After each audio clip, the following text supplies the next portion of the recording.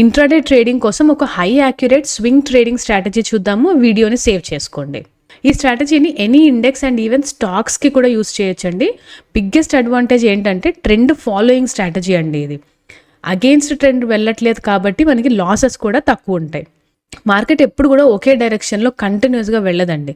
కొంచెం సేపు రీట్రేస్ అయ్యి మళ్ళీ అదే డైరెక్షన్లో వెళ్తుంది. అయితే ఎంతవరకు రీట్రేస్ అవుతుంది అనేది ఎలా తెలుస్తుంది? దానికి ఆన్సర్ ఫిబొనాచి. అయితే డైరెక్ట్ ఫిబొనాచి వాడితే చాలా ఫేక్ సిగ్నల్స్ వస్తాయి, ఎస్పెషల్లీ ఈ జిగ్జాగ్ మార్కెట్స్లో.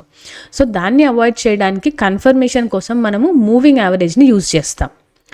సో ఫస్ట్ ఇక్కడ మూవింగ్ యావరేజ్ని యాడ్ చేసి లెంగ్త్ని 50కి అప్డేట్ చేసుకోవాలి.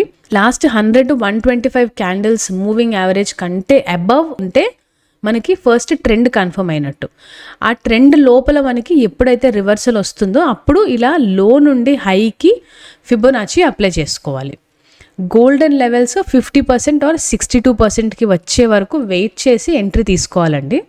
78% దగ్గర ఎస్ఎల్ అండ్ 0% దగ్గర టార్గెట్ పెట్టుకోవాలి, ఎందుకంటే మార్కెట్ మళ్ళీ ఒరిజినల్ ట్రెండ్కి కంటిన్యూ అవుతుందని.